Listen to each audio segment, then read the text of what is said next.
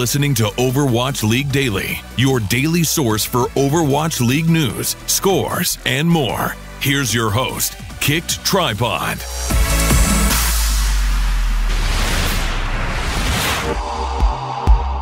Hey, good morning, Overwatch League fans. This is your Overwatch League Daily episode for May 9th, 2018. We've got a few pieces of news coming in from the Overwatch League this week, so here we go. First, former LA Valiant off-tank Envy has joined South Korea contenders team Metabellum, who finished in third or fourth place in the most recent season of Overwatch Contenders Korea. Also in the news, the San Francisco Shock have released their head coach Brad Rajani, formerly of Selfless, and have, in a surprising move, signed Krusty, the former head coach of the Boston Uprising, who are, of course, coming off of a perfect 10-0 stage, with their only loss coming in the grand final match against NYXL. The Uprising have not announced who is going to take over head coach duties for the team. Not directly Overwatch League related, though. The Overwatch World Cup is coming up, and voting for for Phase 1 of Overwatch World Cup is coming to a close on May 14th. I myself am running for the community lead for the United States. So if you like content like this, today I'm sitting down with Blake Panasiewicz. He's the performance coach for the LA Gladiators, and you want to see more of that type of content for the World Cup, click on the link in the show notes below. Toss me a vote. If we get into that top 10, I've got a lot of great ideas in store for the phase 2 of voting. That's it for the news. Let's get into my interview with Blake Panasiewicz. Hey everybody, I am here with Blake Panasiewicz. Whew. Did I get it? Yes, you did. I did. Awesome. Okay. He's the performance coach for the LA Gladiators, and we're going to talk a bunch about the I would just say the overall wellness, specifically on kind of like the mental and emotional side of the of esports players in general. And I'm going to put a huge asterisk here. Before we started this interview, I was talking with Blake a little bit, and I learned that the terminology is very specific in what to use and what not to use, and I'm totally ignorant towards that. So please, I know Blake will let me know, be like, yep, don't say that, don't call me that. We're going to learn a lot today about, in quotes, esports kind of psychology, but not technically that term thing. Yeah. Yeah. See, I'm not a psychologist. Let's just clear it. Don't call me a psychologist, please. Let's Perfect. See if I think that we're good. Got it. And see, if I was really mean, I'd make you call me Mr. Panasiewicz this entire time, and it would just be hilarious. Unbelievable. No. Pass. Okay, I'm just kidding. So, Mr. Panasiewicz, tell me first and foremost, what do you do with the LA Gladiators? What are your core responsibilities? Okay, and you can call me Blake, but I will. So my core responsibilities with the LA Gladiators is looking at everything from structural organization to mental well-being to monitoring burnout to some basic things like trying to give recommendations on like diet and sleep schedule, stuff like that. Some very common sense things are like, hey, don't eat Doritos and Coke all day. It's really bad for you.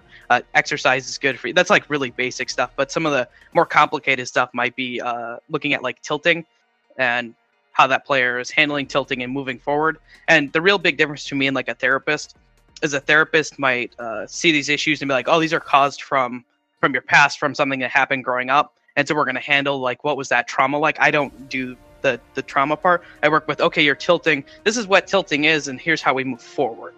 Right, versus trying to fix the past. And then I recommend out to a therapist. Interesting. I know we're going to talk a lot about these kind of different subsection of responsibilities that you have. But before we do, how did you find and land a job in esports with the Gladiators? A lot of hard work and luck, I think. So my second year of college, so I'm 26. I look 12, but I am 26. My second year of college, I actually knew I wanted to be in esports. And I think the year after, someone else who ended up blowing up was like Weldon Grain, which made me sad because it was my idea first. Ended up blowing up in the scene. But it was like at that point I knew this is what I want to do. And so how do I start working there? And so what I did is I finished my psychology degree. I actually started working in mental health and then trying to network into esports, which anyone who's looking to get into esports, I'm not one of those people who recommends you try to all in on esports and hope that everything works out. I think it's a bad idea. I think that you should try to align some sort of other professional path and try to sidestep into esports. I think it's the safest way to do it. That's what I did. So I was working in mental health, and I was doing private contract work with mostly like drug related to drug addiction and working with tribal nations. Then I ended up actually taking over and owning my own counseling firm, which I own one in Michigan. So I have a therapist that does work over there.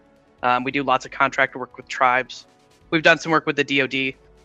Currently, we're actually working on a treatment model for tribal nations. So kind of cool for anything related to mental health over there. And then as I was doing that, I was interviewing for esports jobs. So I interviewed with a less fun game of League of Legends, and I interviewed with a few teams over there, and they didn't hire me. I ended up doing probably like, I think I did 3 interviews and making it to like the last round of people a couple times, and it never seemed to work out. So I just kept networking and working, and eventually I actually got put in touch with Evolve Talent Agency, probably a year before I got signed with the Gladiators. And they actually took me on, even though I had no esports experience. And they helped me do a lot of networking. And then I got put in contact with Charlie, who is the one who actually hired me from the LA Gladiators, did some interviews, did interviews with David too. And then they ended up picking me up.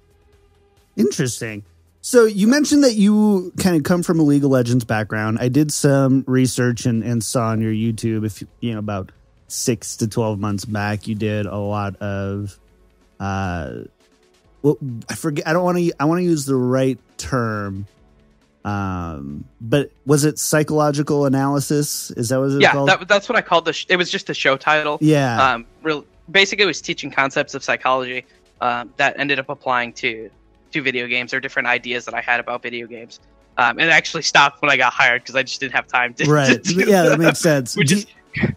Have you noticed doing stuff from League of Legends and now doing them in Overwatch? Is there, I would assume that there's a lot of similarities between the two, but are there differences between the two esports as far as the psychological part of it goes? So from my experience, so I never worked with the pro scene in League of Legends. I worked with a lot of high challenger players with League of Legends, doing like one-on-one stuff and more related to that. In my opinion, this is a hard in my opinion. I actually think that video gamers are very similar across the board, and I don't know how much it matters. Their scenes might be different in the way that they're growing up. And from what I've heard of League of Legends, it was a lot more like a lot of bad stuff happened in the background, which makes sense if you look at like the history of like esports in itself and franchising, and them starting without being franchised and then moving into franchise, whereas Overwatch started franchise pretty much right off the bat when it got there. So the organizations were a lot more stable versus an unstable scene. So I think that probably led to some of the more background, like huge parties and stuff like that occurring, which I haven't heard of in Overwatch at all, actually. Because they're too busy scrimming. Yeah. I'm just kidding. Yeah. So we'll see between playoffs and season 2. We'll see how that goes. I don't think I have to worry about that with my team, but. Well, that was something I was going to talk about. So I actually had Deepay on the show between stage 2 and stage 3. He was on, and something that just about everybody I've talked to in the Gladiators staff is how committed to like long-term health, not just of like the organization, but food, to fun, to sleep, to all this stuff that the organization is invested in. And that's really reassuring. And one of my questions I wanted to ask you is looking at the overall landscape of Overwatch League. We've seen lots of players need to go home, back to like Korea and China because of emotional strain, family issues in quotations, because they've left it very broad. Are you worried about the current emotional and I don't want to use like mental health because I think it has some connotations to it, but mental health of players and coaches involved in Overwatch League right now? I can definitely see how it would be a problem. Like, I know that definitely like stage 3, we were like, oh, we're starting to get a little tired here. Like, it's definitely like the entire thing is just one long grind, and the breaks that you have in between the stages, personally for me, don't feel like they're long enough. So you have to try to find ways during this stage to lessen burnout, because it's kind of like a meter, and you start to build up burnout as you keep going through, and you can do things to kind of lessen burnout. Like, think of it like some silly video game, like, oh, hey, you give them like this thing, and then it goes down like by 10 points. Right. But, sure. Very similar kind of, and so it's kind of similar going through. Is you have to figure out, hey, where can we cut, where can we not cut, because we have to ride a line of as much practice as possible without burning out. Because if you burn out, then you've done too much, and they're probably going to play worse anyways because you've burnt them out. So you have to find that line of what is doable, and it's individual based. It's not organization based, which makes it harder, because some individuals can handle stress significantly better than others. So you tend to want to push certain people more than others. How closely do you work with players on like an individual basis within the organization? Are you sitting down with one-on-ones? No, I every week. Every week I do. Every week, every player? Yep, every player. Interesting. Is that like an hour, whatever they need? Yeah, it sometimes it like baseline is it tends to be an hour. Obviously, if someone needs more, then it'll be more than that. But you have to figure they're also scrimming like 8 hours a day.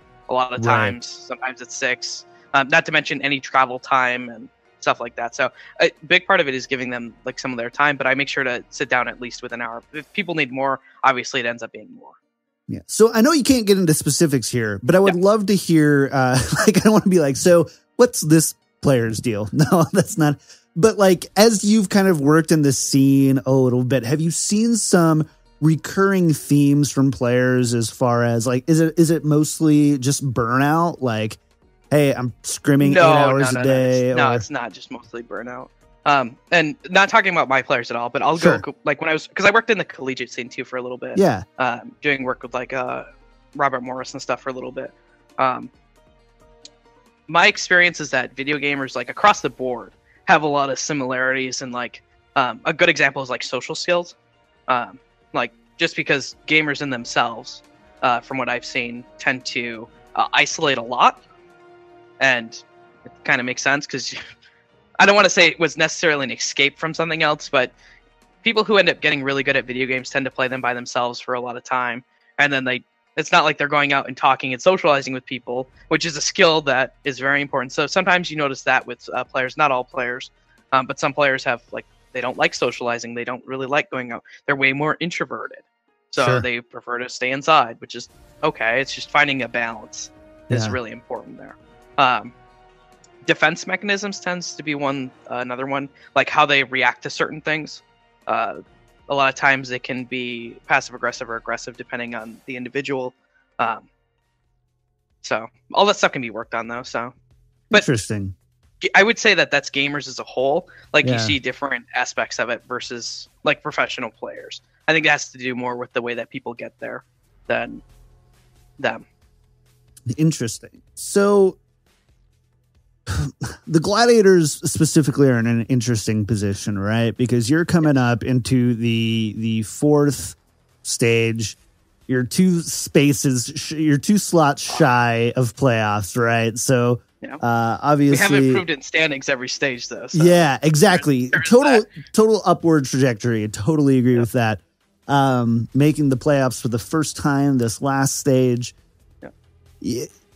There's going to need to be some ground made up here in stage 4. And assuming that means probably an all hands on deck grinding mentality, what are you going to be doing here in stage 4 to help your guys close that gap in the standings without, running into all of the emotional and mental issues that can come with the stress of, having to perform at your highest level, staying consistent and things like that? Oh God, that's so hard to tell without giving away what I do. So that way, like other teams are like, oh, hey, let's do that Fair now. enough. I think that the biggest thing, and going back to the grind, is managing burnout and figuring out what is the most that we can manage. So a lot of it is, and there's different techniques, obviously, through one-on-one or through organizational stuff or other ways like that. Mm-hmm. And I honestly think that what I've noticed is that other teams right now seem to be just burning out. Like you see it happening all the time where they're just like collapsing to some degree. Right. And part of me thinks that that's actually probably more of a structural organization issue than more of an individual. So. Well, and you said kind of earlier that you think that that maybe the breaks between stages aren't even long enough. Do you think that the Overwatch League schedule is too rigorous for players to really be successful, or do you think that it's a combination of a scene maturing and going professional, and it's just one of those hurdles and growing pains of that? And as organizations like the Gladiators, get in front of it, we can see kind of how an organization can be successful in such a rigorous schedule. I don't think it's something that is just a growing pain people need to get used to. So especially because I own my own counseling firm, I was very used to working like 60 hours a week. That's okay. I don't really have any, but like this is a different like 50, 60 hours a week than even what I'm used to. And like I was pretty good through stage 1, 2, and most of 3. But towards the end of 3, for like when staff are getting like, I definitely need it. But then it's probably not just the growing pains. It's actually probably an issue. Not to mention they changed the map pools and the meta changes every stage, right? And you have 10 days between them to learn new maps and new stages. And this is really interesting because I can tell you from a fan perspective, if you go look on, the competitive Overwatch subreddit and you talk about map pools, most people think that the map pools don't change enough. They want more diversity in the map pools. They want more choice. What is cool is if you get similar maps, then some of the strategy kind of stays the same. Based like certain aspects about geography don't really change. So that might stay the same, but especially like the meta change, I think that it would be okay if there was like more than 10 days, because you have 10 days. So how much of that do you want to take up for your break? Right. And most of the teams do end up just going back, right? Because we see Boston, they're going to not all teams do. Well, not all of them, but the Korean ones typically do. They did the last 2 stages anyways. Boston, Dallas, and Houston, I believe, are all gone for at least part of it. So I don't mean to say most, but yeah. I mean, they take some of it, but it's how much do I value taking off of this 10 days, right? And how much is that going to hurt me for my first games? Right. Well, and we've even seen the meta kind of be in flux. Do you think that, the flux in the meta that we see the first couple weeks of a stage, I would say like the first 2 weeks, we see a lot of experimentation. Do you think some of that has to do with that? I think that it has to do with that. Yeah. So it just kind of makes sense. It's like, hey, there's not enough time. We'll do as much as we can in these 10 days and then kind of figure them out once we're live. Because there's so much like flux there, it's not about who like practiced or might be the best. It's kind of more like who got lucky and found something. Yeah. Interesting. Right? So, and I don't know. There's only so much that you can do. I would like to see it longer, especially for like burnout and stuff like that. I think it would solve a lot of those issues. Do you see the schedule as being kind of the primary source of burnout right now in Overwatch League? Is that just kind of not plain and simple? But no, I know. I don't think so. I don't think that can just be because like our team is doing fine with it, right? And we're on the same schedule as everyone else. We make sure to effectively manage that. So that would show to me that it might be a structural issue, like with what teams are doing. Because I think that it's doable, and it seems that a lot of teams are just like having a lot of issues with it. So, and obviously, like winning versus losing does make an impact on burnout. Like if you're winning, it feels a lot better. Yeah. If you're losing, it's obviously worse. So that influences it to some degree, but I mean, so I don't think it's just the schedule. I don't want you to give away any secrets, and I know that you won't. I can tell you're. I was going to say that's good because I won't. But we get questions. I've done a lot of podcasts over the years, and whether it's Hearthstone or Overwatch or poker or whatever, people always send in emails and ask me like, "Hey, what can I do to avoid tilt?" And stuff. I do have a video on YouTube. I want to make sure to send me the link to that. I'll put it in the show notes. But can you give like if somebody just came up, and I know you can't like go in and have a one-on-one conversations, but do you have any like kind of like best practices that you would tell anyone looking to maybe grind into that pro scene? To avoid those types of problems and set themselves up for success later on when hopefully they do make a professional career out of it. Yeah. So the first thing I always talk about with tilt is where does tilt come from? Because most people just like, oh, I'm like tilted. And normally that leads to like because my teammates are trash. That's which is a defense mechanism of shifting blame onto your teammates because you don't want to accept responsibility. Which is actually part of it. I'm getting psychoanalyzed right now. I love it. I'm just kidding. Right? I'm not a therapist. So part of it comes down to where does tilt actually come from, and what is anger? Because that's really what people are, is they're angry. And anger is actually a controlling emotion, which means you're not actually angry. You just feel a major sense of loss of control, and you want to try to find a way to actually control that emotions. So you're jumping to anger because through anger, you can say bad things. You can blame other people. So it gives you some false sense of control that you don't actually have. So basically what you need to do is you need to admit that you have like these other feelings of like frustration. You need to be able to accept them, that's part of this. And the acceptance part is more of what an individual session would obviously look like. But so that's the basics of it, is that you're trying to find a way to control things that feel uncontrollable. So, man, that's good stuff right there. Sometimes he just like hits you right there. You're like, yeah, that's good stuff. Yeah. That's good stuff. I know we're running out of time here, so I have one more question for you. And I ask this every time we have a guest from a team on the show. We have lots of fans, LA Gladiators fans, who listen to the show, who love to hear from players and coaches and staff.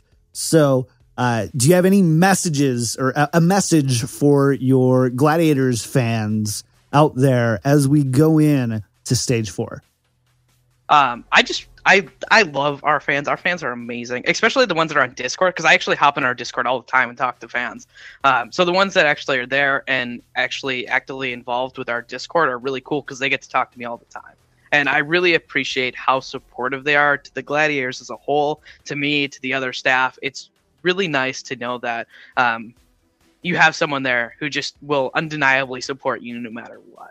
And they understand that bad things happen, and they don't just jump to blaming like, oh, it's the coach's fault, or oh, it's this player's fault. Because most of the time, the fans don't have a real true perspective because they don't see everything and they can't. So they have to make conclusions. And so the fans that just like support us and know that we're doing everything that we can to be the best is what I really appreciate about them. Awesome. Gladiators fans are really great.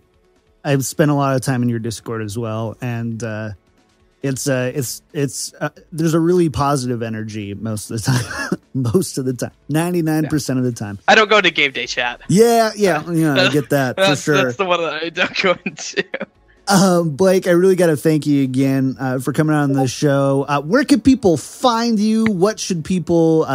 What else do you want to plug for yourself before we get? Oh yeah, so anyone who follows my Twitter, I'm actually fairly active on Twitter. I post like little quirky things, food.